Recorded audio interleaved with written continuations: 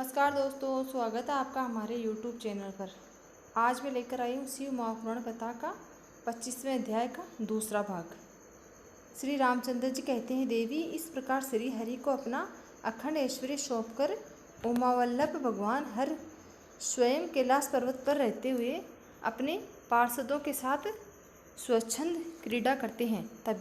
तभी से भगवान लक्ष्मीपति वहाँ गोप वेश धारण करके आए और गोपी तथा गौओं के अधिपति होकर बड़ी प्रसन्नता के साथ रहने लगे। वे श्री विष्णु प्रसन्नचित हो समस्त जगत की रक्षा करने लगे। वे शिव की आज्ञा से नाना प्रकार के अवतार ग्रहण करके जगत का पालन करते हैं। इस समय वे ही श्री हरि भगवान शंकर की आज्ञा से 4 भाइयों के रूप में अवतरण हुए हैं।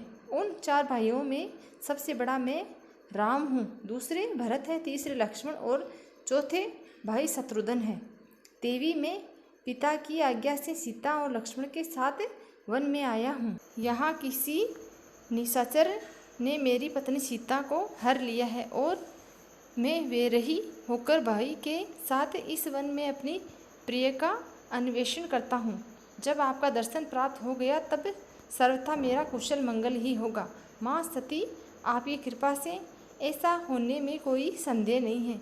देवी निश्चय ही आपकी ओर से मुझे सीता की प्राप्ति विषयक वर प्राप्त होगा। आपके अनुग्रह से उस दुख देने वाले पापी राक्षस को मारकर मैं सीता को अवश्य प्राप्त करूंगा। आज मेरा महान सौभाग्य है जो आप दोनों की मुझ पर कृपा हुई।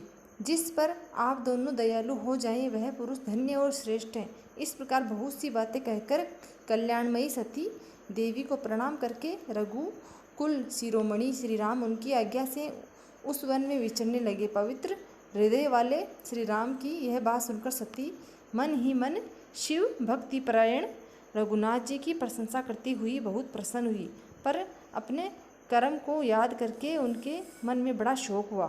उनकी अंग कांति फीकी पड़ गई।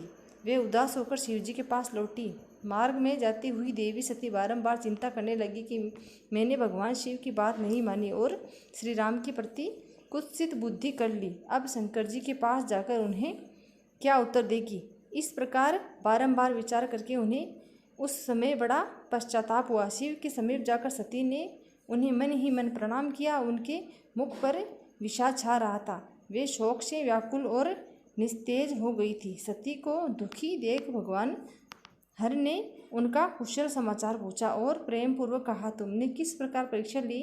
उनकी यह बात सुनकर सती मस्तक झुकाए उनके पास खड़ी हो गई। उनका मन शोक और विषाद में डूबा था। भगवान महेश्वर ने ध्यान लगाकर सती का सारा चरित्र जान लिया और उन्हें मन से त्याग दिया।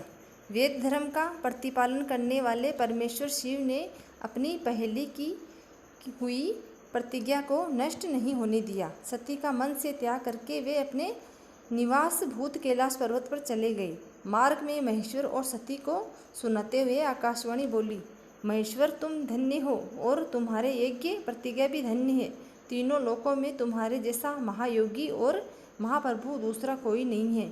वह आकाशवाणी सुनकर देवी सती की कांति फीकी पड़ गई। उन्होंने भगवान शिव से पूछा, नाथ मेरे परमेश्वर, आपने कौन सी प्रतिज्ञा की है, बताइए। सती के इस प्रकार पूछने पर भी उनका हित चाहने वाले प्रभु ने पहले अपने वैवाहिक के विषय में भगवान विष्णु के सामने जो प्रतिज्ञा की थी उसे नहीं बताया।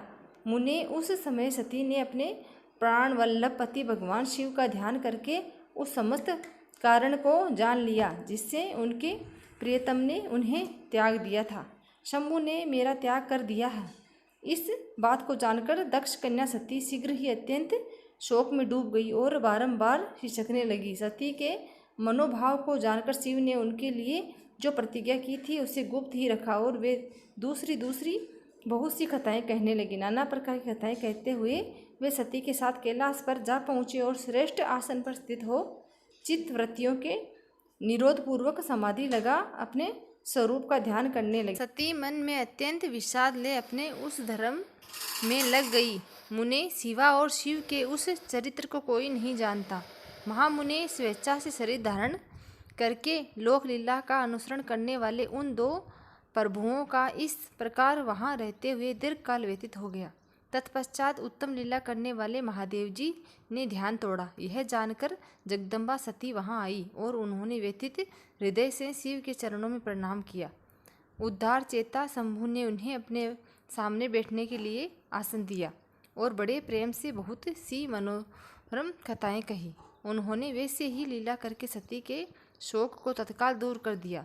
वे पूर्ववत सुखी हो गई। फिर भी शिव ने अपनी प्रतिज्ञा को नहीं तोड़ा। तात्पर्य परमेश्वर शिव के विषय में यह कोई आश्चर्य की बात नहीं समझनी चाहिए।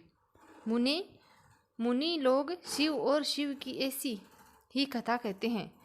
कुछ मनुष्य उन दोनों में वियोग मानते हैं, परंतु उनमें वियोग कैसे संभव है? शिवा और शिव के चरित्र को वास्तविक रूप से कौन जानता है? वे दोनों सदा अपनी इच्छा से खेलते हैं और भांति भांति की लीलाएं करते हैं। सती और शिव वाणी और अर्थ की भांति एक दूसरे से नित्य संयुक्त है। उन दोनों में वियोग होना असंभव है। उनकी इच्छा से ही उनमें लीला वियोग हो सकता है। ओम नमः शिवाय। जय भोलेनाथ। 25वें अध्याय का दूसरा भाग समाप्त होता है। मिलते हैं अगले अध्याय के साथ। धन्यवाद।